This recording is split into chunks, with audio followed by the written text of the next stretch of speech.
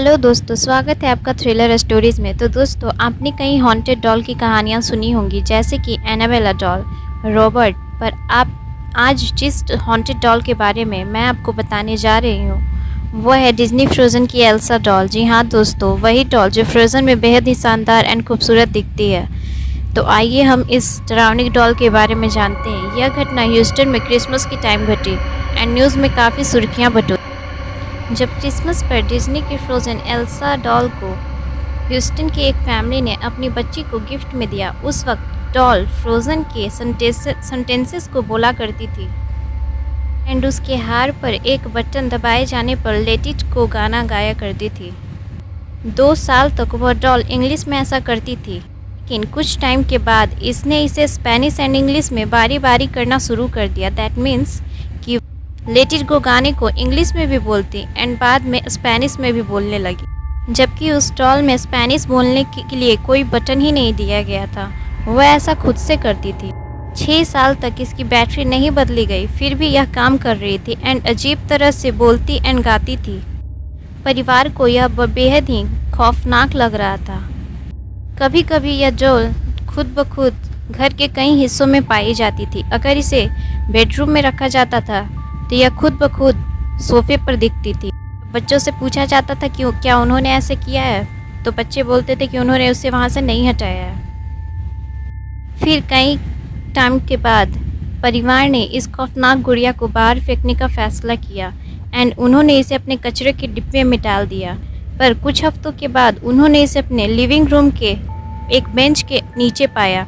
बच्चों से जोर देकर कहा गया कि क्या उन्होंने ऐसा किया है, पर बच्चों ने कहा कि नहीं, उन्होंने उस कचरे के डिब्बे से उस गुड़िया को नहीं निकाला है एंड बच्ची काफ़ी छोटी थी, इसीलिए वो ऐसा कर भी नहीं सकती थी। इसीलिए उनकी माँ ने दोबारा उस गुड़िया को डबल प्लास्टिक बैग में डालकर कचरे के डब्बे में फेंक दिया एंड कुछ टाइम के लिए वे परिवार कहीं पे घूमने चले गए। पर जब वे वापस लौटे तब एल्सा डॉल भी उनका बैकयार्ड में इंतज़ार कर रही थी। जब वो अपने बैकयार्ड में गए तो उन्होंने देखा कि एल्सा गुड़िया वहीं पे एक कोने में खड़ी हुई है।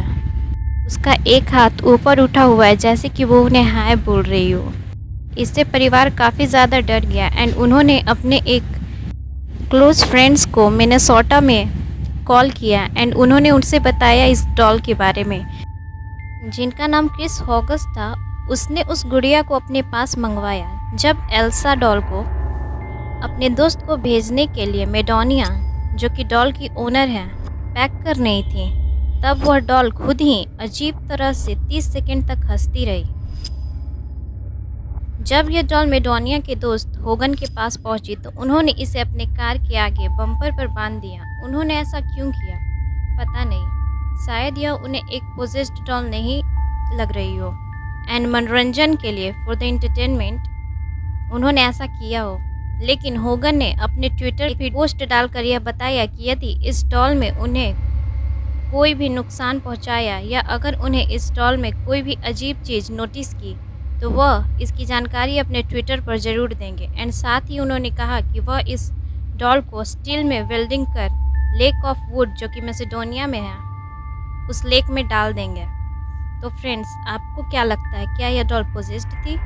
अपनी राय हमें कमेंट बॉक्स में लिखकर ज़रूर भेजें एंड अगर आपको ये ट्रू स्टोरी पसंद आई हो तो चैनल को सब्सक्राइब करें एंड लाइक एंड शेयर ज़रूर करें। Thank you.